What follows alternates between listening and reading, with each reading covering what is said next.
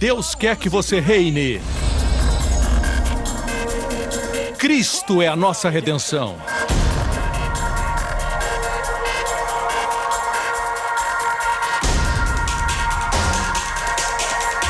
Deus é justo e faz o pecador justo.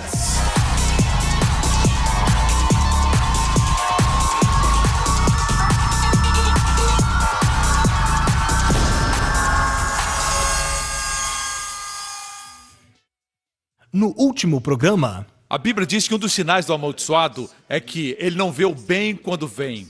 O bem vem, mas ele não vê. Quanto ao homem abençoado, não quer dizer que não exista mal na sua vida, mas ele não vê o mal quando vem. Ele vê as bênçãos.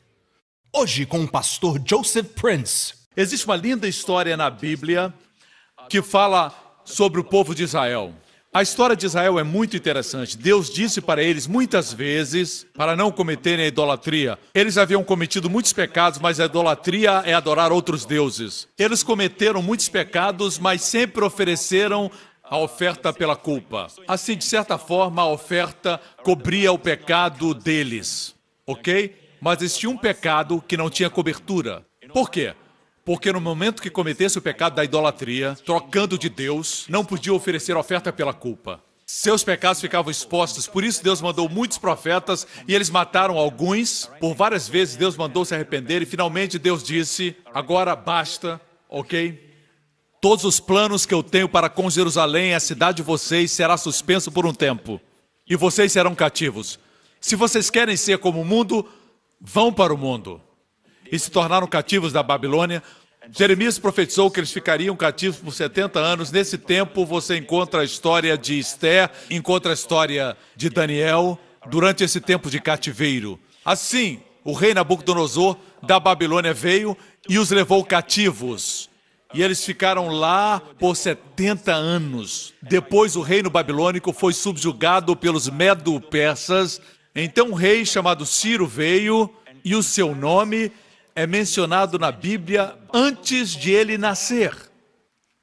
Foi profetizado, bem antes do seu nascimento, que ele seria um servo de Deus, mas ele foi o rei da Pérsia. A propósito, muitos eruditos creem que ele era o filho de Esther e Assuero. Dessa forma, obviamente seria o seu filho que o sucederia. Esse era o império dos Medo-Persas. E quando ele assumiu o reinado, ele deu aos judeus o direito de voltar para a sua terra. A oportunidade de voltarem para a sua terra, para o seu país, Israel, para a cidade de Jerusalém. Mas não só isso. Ele os ordenou que reconstruíssem o templo. Amém? Aqui temos a história dos remanescentes. Nem todos voltaram, alguns ficaram lá, mas o remanescente voltou. Não eram muitos, mas alguns voltaram. Sob a liderança de dois homens. E o nome deles era Zorobabel e Josué. Josué era o sumo sacerdote. Para onde o sumo sacerdote fosse, a nação ia. Certo? E Zorobabel era o governador. Zorobabel é interessante, ele vem da linhagem de Davi e Salomão. Era para ele ser o rei, mas ele era um príncipe coroado. Mas como existia uma maldição, não vou falar muito sobre a maldição, porque tomaria muito tempo. Havia uma maldição sobre o rei Joaquim, e por isso seus descendentes eram amaldiçoados. Jesus escapou dessa maldição porque a sua linhagem, por parte de mãe, não procedeu da linhagem de Joaquim, mas de Davi, através do seu filho Natã. Não se preocupe com isso. Eu disse isso, se você quiser estudar, você pode estudar depois. Lembre-se disso da próxima vez que você celebrar o Natal. Lembre-se que a maldição não atingiu Maria. Não a atingiu. De qualquer forma, isso é lindo, mas o fato é esse. Em função da maldição, não houve mais rei procedente de Judá. Apesar de Zorobabel ter sangue real, ele veio como príncipe e ele servia somente como governador. Mas juntos, o sumo sacerdote Josué e Zorobabel formavam um sacerdócio real. Aqui vemos um tipo do governo de Melquisedeque.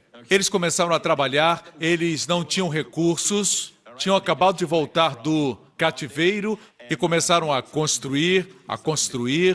Começaram a reconstruir 2 anos depois de retornarem. Mas subitamente chegaram inimigos, os samaritanos. E os samaritanos não eram o povo de Deus, eles eram um povo que adorava ídolos, Era um povo que dizia ser de Deus, mas na verdade adoravam ídolos. E eles vieram e ameaçaram a Zorobabel e Josué.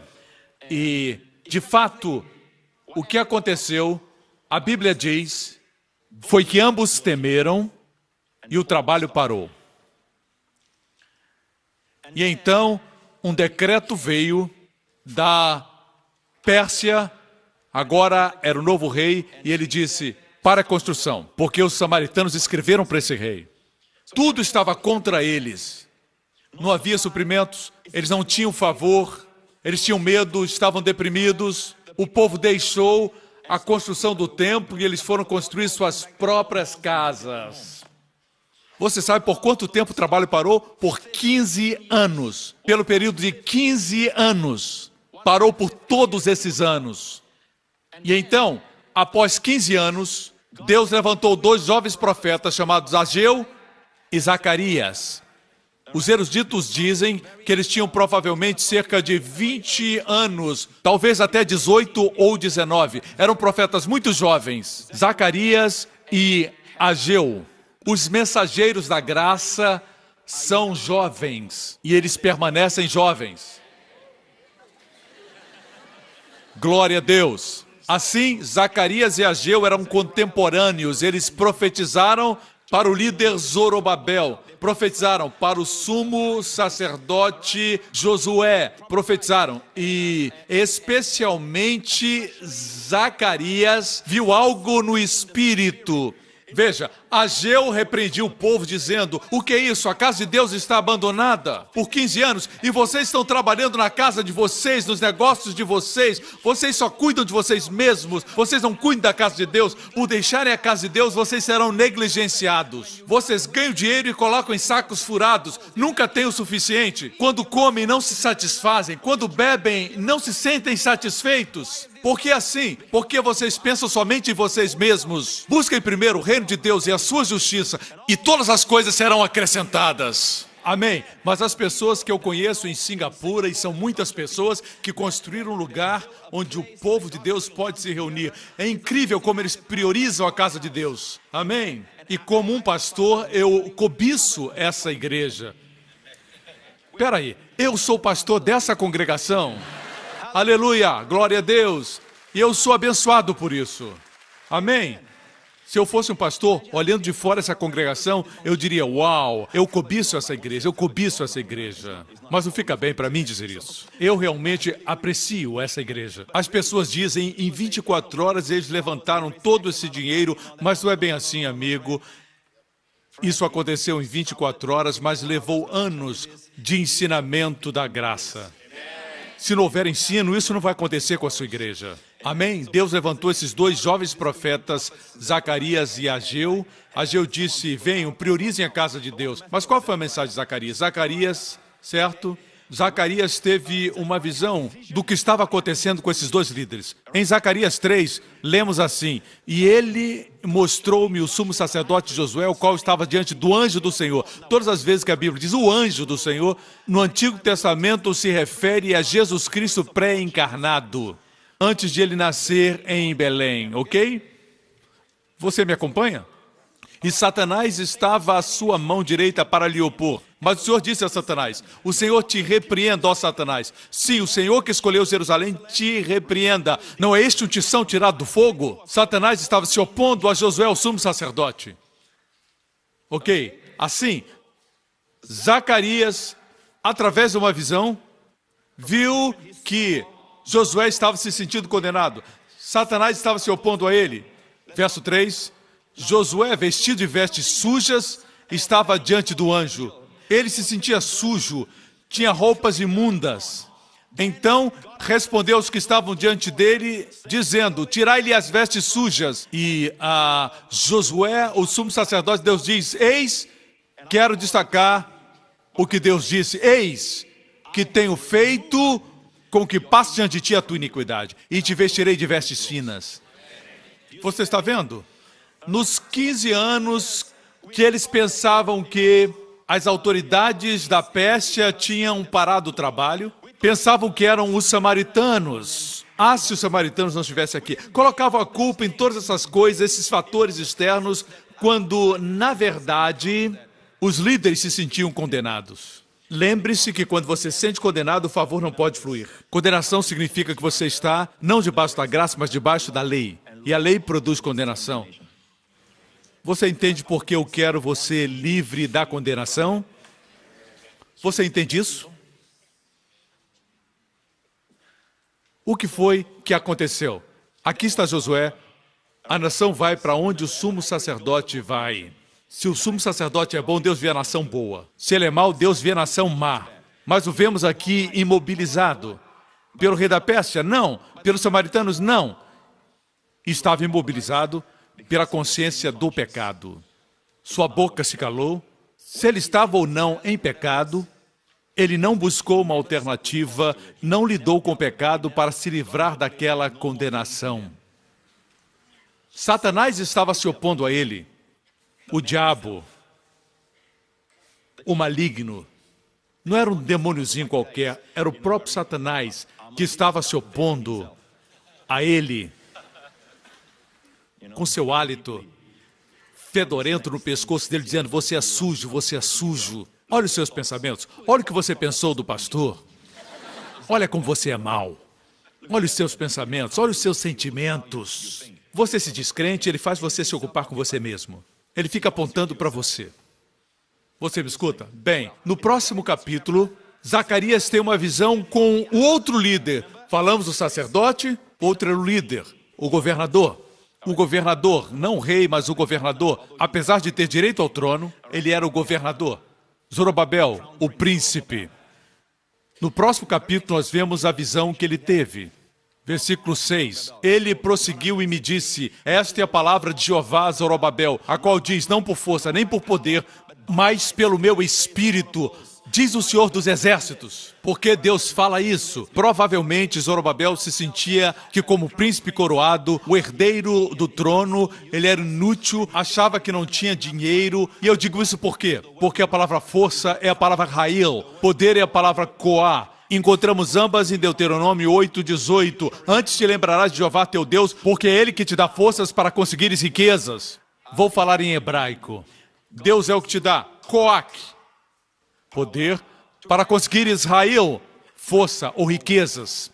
Deus dá Coá para conseguir Israel, poder para conseguir riquezas. Quem dá poder para conseguir riquezas? É Deus. Você pensa que é a sua inteligência, mas a Bíblia diz naquele mesmo capítulo: não digas a minha força e fortaleza me deu isso. Se você não está certo que é Deus que lhe dá a riqueza, eu vou orar por um mês, para que Deus não intervenha em nenhum segmento dos seus negócios. E depois de um mês você vai ver se é você ou Deus. Por que não? Em um dia, o mercado financeiro pode entrar em colapso. Eu garanto isso. Em um dia.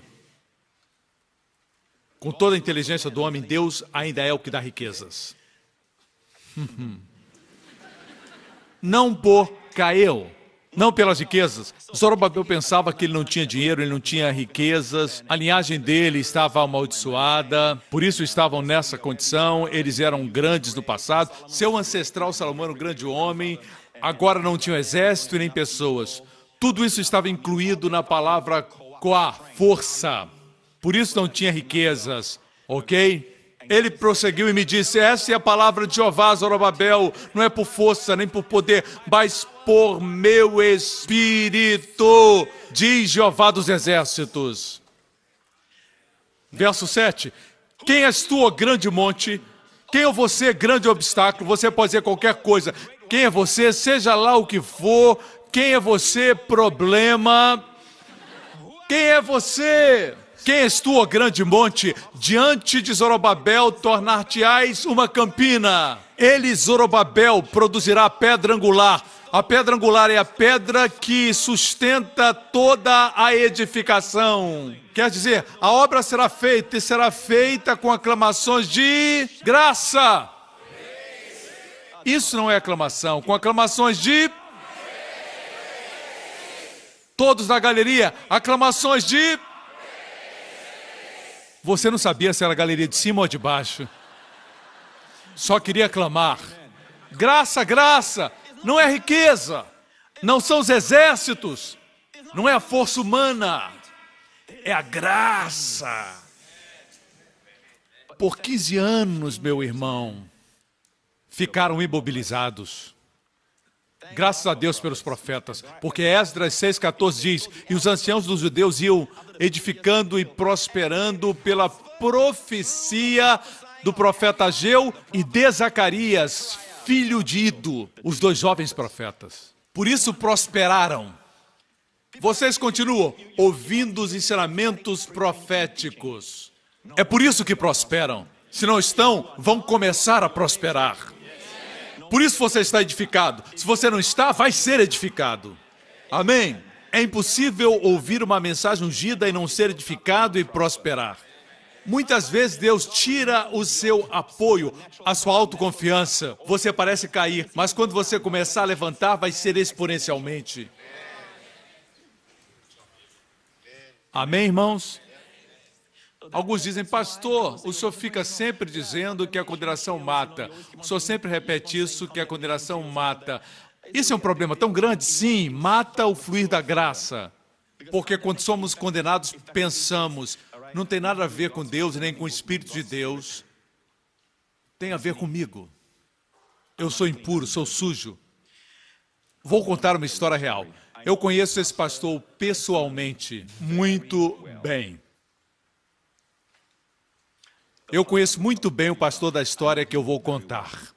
Esse pastor foi requisitado para ir para a casa de alguém que ele conhecia para orar por cura. Quem o convidou foi um outro pastor, que na verdade era um missionário. Ele estava bastante idoso e acometido de uma enfermidade terminal. E esse meu amigo pastor foi orar por ele, e impor as mãos e crer no milagre. Certo? E ele piorou. Ele continuou orando por ele e ele piorou. Finalmente ele estava no estágio final e a família convidou o pastor de volta porque o missionário pediu. Dessa vez, o missionário enfermo pediu que todos saíssem e, com a voz fraca, pediu para o pastor se aproximar da sua cama. E ele disse para o meu amigo pastor isso: eu não quero que você fique chateado ou se sinta mal. Eu sei porque eu não fui curado. A minha família não sabe disso. Mas muitos anos atrás, quando eu era um missionário em um país estrangeiro, eu cometi adultério. Então não se sinta mal. Por isso eu não fui curado. Ele passou para a eternidade, agora ele é uma pessoa feliz e eu me alegro que ele está agora na presença do Senhor. Mas o fato é esse. Quando eu ouvi isso, o meu amigo compartilhou pessoalmente o que aconteceu. Eu pensei comigo que são muitos os casos das pessoas que não se abrem. Essas pessoas não conseguem se perdoar de coisas que cometeram no passado e que talvez tenham até confessado, mas não foi suficiente. Eu vou ler um testemunho agora que eu recebi recentemente e vem de uma senhora de Carolina do Norte. Eu cresci no lar cristão e era forçado à igreja regularmente. Forçada a ir à igreja. Até que escutei o seu programa. Deixa eu falar de ir forçado para a igreja. Muitas vezes seus filhos não querem ir para a igreja. Certo? Mas como são seus filhos, você pode forçá-los a ir. Se eles querem dinheiro e moram na sua casa, debaixo do seu teto, é você que manda. Certo? Se precisam ser forçados, que seja assim. Eu tenho visto jovens no nosso ministério, apesar de serem rebeldes, serem forçados pelos seus pais porque querem a mesada, algum dia, em algum lugar, de alguma forma, eles vão ouvir uma palavra que mudará suas vidas. Eu tenho visto muitos nessa igreja. Suas vidas foram mudadas. Nem conseguem reconhecê-los. Ficam tão apaixonados por Jesus, a personalidade deles sofre uma tremenda mudança. Eu fico maravilhado com o resultado. Alguns de vocês, às vezes, não querem vir à igreja. Vêm porque estão escalados. Você é recepcionista e tem que sorrir sempre. Muitas vezes você vem, apesar de não sentir vontade, certo? Às vezes a obrigação salva você. Porque você está aqui, sem querer estar aqui, você escuta algo, nem sempre vem de mim, pode ser outra pessoa. Você escuta algo e é reavivado. Dê a eles um gostinho. Se você não os trouxer, vai chegar um tempo quando eles não sentirão o gosto pelas coisas gloriosas de Deus. E você vai lamentar. Eles são seus filhos, ok? Só queria dizer isso. Voltemos ao testemunho. Coisas maravilhosas aconteceram depois que eu e meu marido começamos a ouvir as mensagens da graça de Deus. Até que assistisse ao programa na televisão cristã, não havia sentido o amor de Deus. Gostaria de ter ouvido essa mensagem anos atrás. Consegui me livrar da baixa autoestima. O meu valor era baseado na opinião dos outros. Meu valor agora é baseado na obra de Jesus. Meu marido foi livre do vício do cigarro que tinha há muito tempo. Você percebe a eficácia da mensagem da graça? Livra as pessoas dos vícios. Essa mensagem é perigosa. Ele havia prometido que deixaria o cigarro quando casamos 23 anos atrás, mas não conseguiu. Apesar dos meus pedidos. Contudo, depois que ouviu a mensagem da graça, ele parou. Essa pessoa aqui do testemunho não está tendo os resultados ruins que as pessoas me acusam de produzir. As pessoas me acusam de pregar a graça e produzir licenciosidade. Mas a história desse testemunho diz o contrário disso. Continuando. E mais, meu marido foi curado de um tumor que tinha na sua panturrilha que me preocupava. E era um tumor do tamanho de uma moeda, era muito escuro, quase preto. Eu ouvi seus ensinamentos, colocava as minhas mãos sobre esse tumor e citava Isaías 53. Uma noite impus minhas mãos, falei em línguas por um tempo e disse, pelas suas pisaduras seja curado. Ao dizer essas palavras, meu marido puxou a perna e disse, você me queimou. Eu disse, não, esse foi o Espírito Santo tocando você. Eu louvei ao Senhor e olhei para aquele tumor e agora estava claro. Sabíamos que havia sido curado. A vida faz mais sentido agora e eu não seria nada sem Jesus. Continue pregando a palavra, pastor Prince. Glória ao nome do Senhor. Aleluia. Agora chegamos a esse ponto. Eu estou trazendo essa palavra, não quero me apressar. Na próxima semana nós vamos continuar. Nós falamos que a condenação foi removida e eles começaram a prosperar. Vamos para 1 João 2,12. Filhinhos, eu lhes escrevo porque os seus pecados foram perdoados graças ao nome de Jesus. Eu vou mostrar algo que é muito poderoso. Apesar de já ter compartilhado antes, eu vou compartilhar e quero que vocês guardem bem. Apesar de estar em grego, não é difícil. O grego não é uma língua difícil de se aprender. Foi o próprio Deus que escolheu o grego. A Bíblia diz que na plenitude dos tempos, Deus enviou o seu Filho. E Deus enviou o seu Filho depois de Alexandre o Grande fazer do grego a língua global naquela época. Porque o grego é uma língua muito interessante, muito detalhada e expressiva. É um idioma que tem muitas conjugações, tem muitos efeitos diferentes, uma língua que diz de forma muito clara, ela tem o passivo, tem o ativo. Por exemplo, a palavra amor, você pode dizer, eu amo essa maçã. Depois olhar para a esposa e dizer, eu amo você, querida. E ela acabou de ver você jogar a maçã fora, que você disse que amava. Você disse que amava a maçã e jogou fora. Agora você diz para ela que a ama, e ela pensa, isso é amor? Mas no grego você diria assim, eu eros essa fruta, eu eros essa maçã. E depois você se vira para a esposa e diz, eu ágape você. Você vê seu irmão e diz, ei mano, eu estorge você. Estorge é o amor de família. Filéu é o amor de amizade. Assim existem muitos tipos de amor. Amor físico, sexo, várias palavras, mas para tudo nós chamamos amor. Assim é uma língua muito interessante. Filhinhos, escrevo-vos porque pelo seu nome vos são perdoados os pecados. Eu quero livrar você da condenação. Posso? Mas existem muitos erros de interpretação que têm que ser eliminados. E um dos erros é esse que vou mencionar. Filhinho se refere à palavra tekenion. É um termo geral que fala dos filhos de Deus. Pelo seu nome vos são perdoados os pecados. Aqui estamos no capítulo 2 de 1 João. No capítulo 1, no versículo 9 diz: se confessarmos os nossos pecados, ele é fiel e justo para nos perdoar de todos os pecados e nos purificar de toda injustiça. Aqui existe uma condição. Você tem que confessar para ser perdoado. Se for escrito para o crente, você tem que confessar. Tem que levar a sério. Tem pessoas que dizem: se eu confessar os meus pecados, certo?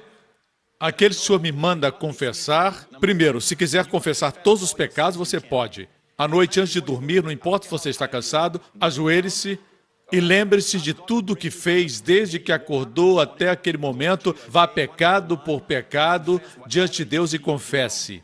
Se quiser fazer isso, faça. Mas agora existe uma nova teoria. E diz: tudo o que eu esquecer de confessar, Deus vai cuidar. Muito conveniente. E eles usam a revelação que eu ensinei algum tempo atrás, em 1 João 1,7, quando eu falei que Frances Havergal, ela lê a Bíblia no grego, e ela diz ter descoberto que o sangue de Jesus limpa continuamente. Assim eles dizem: tudo que esquecermos de confessar, o sangue purifica.